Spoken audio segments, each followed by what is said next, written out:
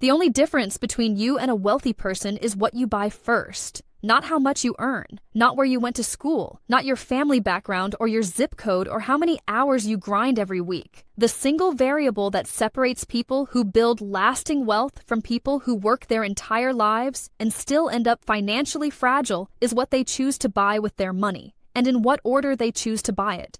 Think about the last time you got a raise, a bonus, a tax refund, or just a little extra money that showed up unexpectedly.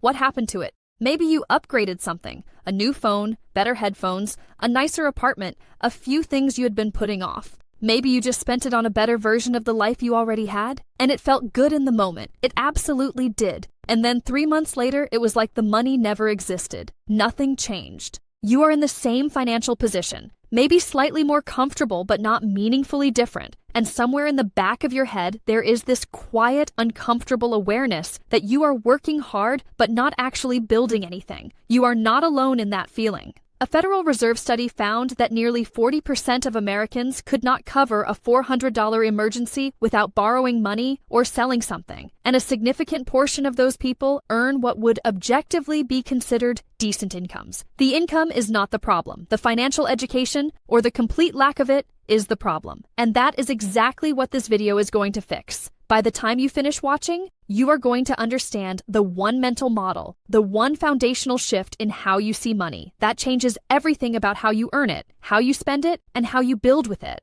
This is not motivational content. This is structural. This changes the actual decisions you make starting today. Let me be honest with you about something first. The reason you do not already know this stuff is not personal. You did not fail to pick it up. It was never put in front of you. Think about the full arc of the education you received, and I mean this genuinely, not as a complaint, but as a real observation. You were taught history, literature, biology, algebra. You were taught how to analyze a poem and how to solve for X. You were taught virtually nothing about how money actually works in the real world, not how interest compounds, not what an asset is versus a liability, not how the wealthy use the tax code differently than everyone else. None of it. The people running the educational system were not financially sophisticated themselves, and frankly, an economically literate population is not in everyone's institutional interest. A person who understands how money works is harder to exploit with debt products, harder to keep on a consumption treadmill, harder to keep financially dependent. So the information was kept out of the curriculum, not through conspiracy, but through a system that simply never prioritized your financial independence.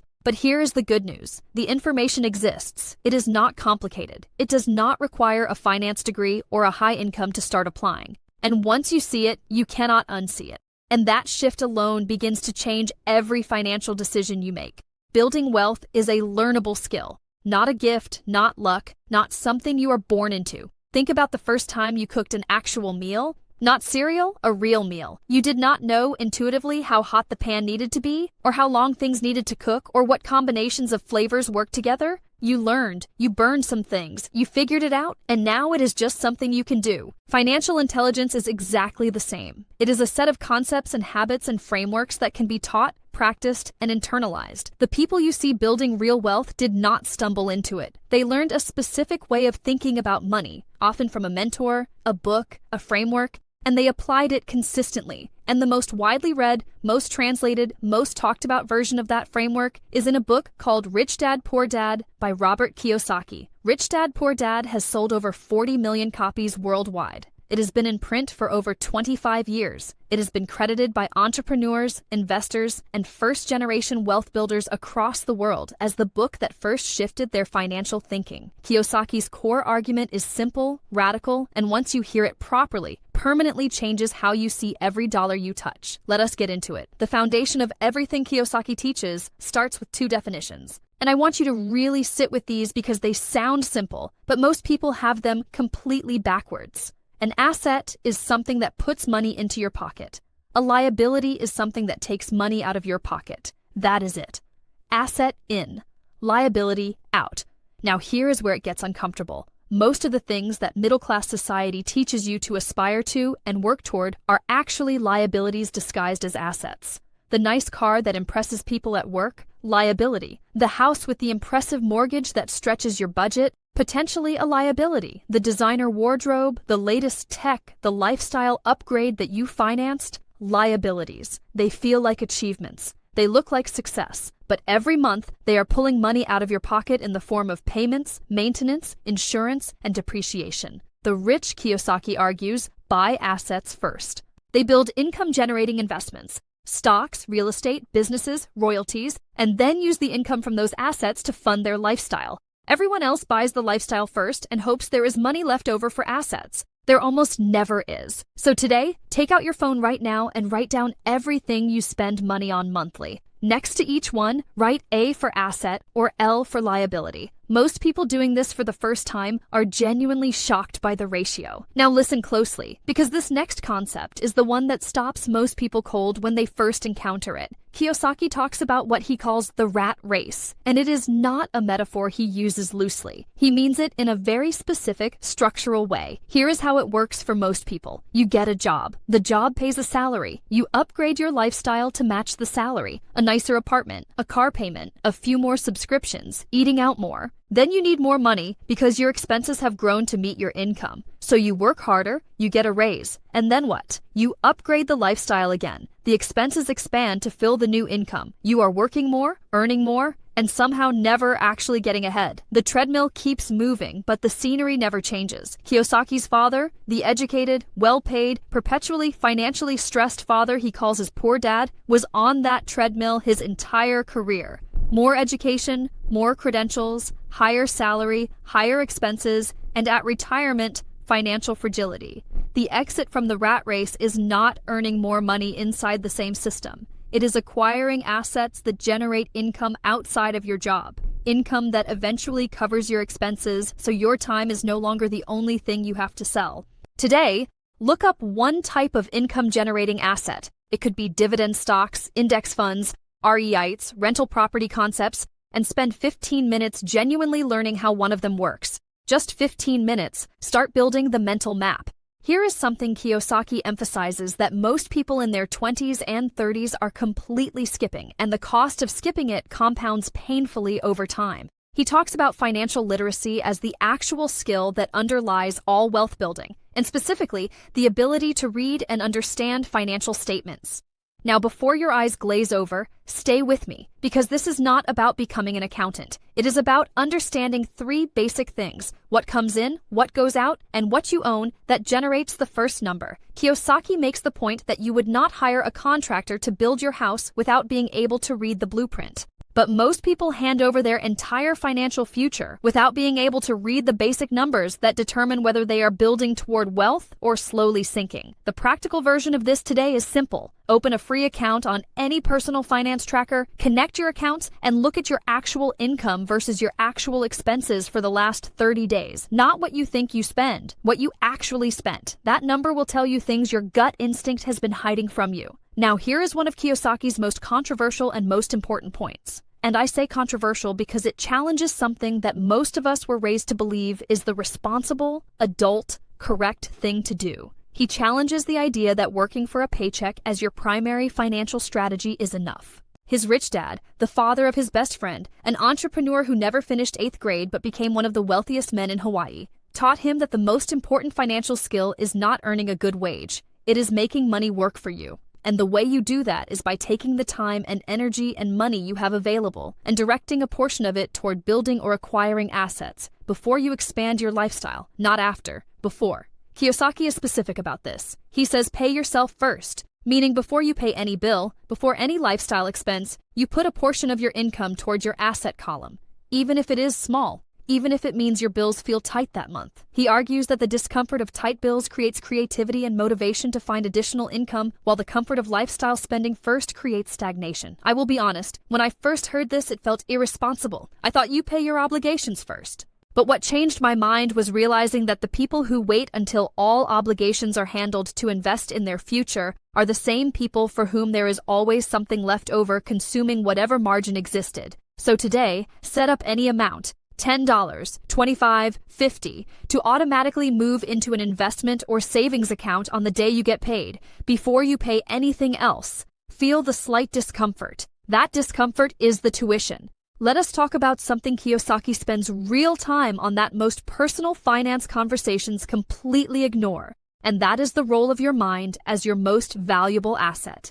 He writes that the single most powerful asset we all have is our mind, and if it is trained well, it can create enormous wealth. What he means practically is this: the people who build wealth invest continuously in expanding what they know. They read, they find mentors, they study industries. They understand that every new skill, every new domain of knowledge, every new relationship with someone who thinks differently than they do is a potential door to an opportunity they could not previously see. His rich dad was obsessive about this. He would take jobs not for the salary, but for what they would teach him, how businesses worked, how money moved, how deals were structured. He saw his mind as a compounding asset, and every investment in it paid dividends for decades. The practical version of this today is free and takes no money. Identify one financial or business concept you do not currently understand and spend 30 minutes this evening genuinely learning it from a credible source. One concept, one session. The habit of learning something new in this space, done consistently, compounds into a completely different way of seeing the world within a year.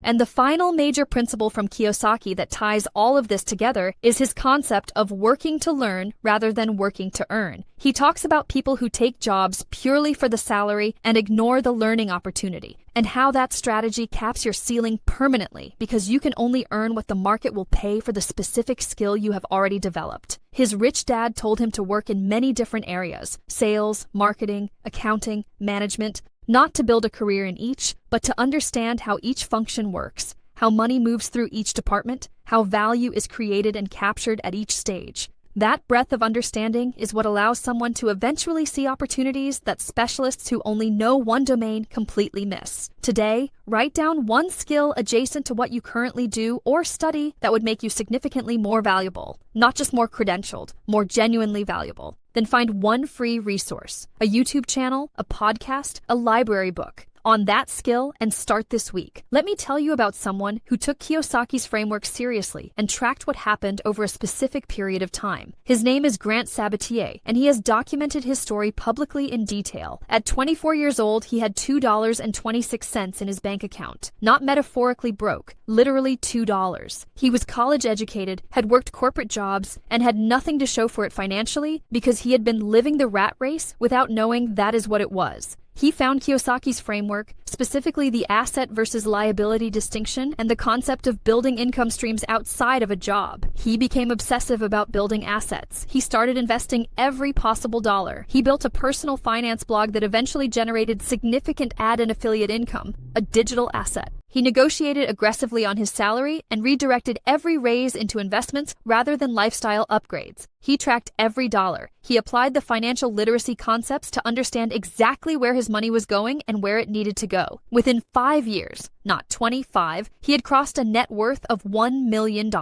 He was 29. He retired from traditional employment at 30. Now I am not telling you this, so you think you will be a millionaire in 5 years? That was an exceptional result produced by exceptional focus. I am telling you this because this is what happens when the framework clicks and someone actually applies it with real commitment. The framework is the same one you are learning right now, and there is no version of it that you are not capable of applying, so here is your challenge. Right now, not later today, right now. Pick up your phone or open your laptop and write down 3 things you currently spend money on every month that are liabilities. Things taking money out of your pocket without generating anything back. Then write down one asset, one thing, that you are going to research this week with the genuine intention of eventually owning it. It does not have to be expensive. It does not have to be complicated. A dividend stock, an index fund, a skill that generates freelance income. Just one. Write it down. The act of writing it makes it real in a way that thinking about it never does. And when you do this, something shifts. You stop being a person who spends and starts being a person who builds. That identity shift is everything.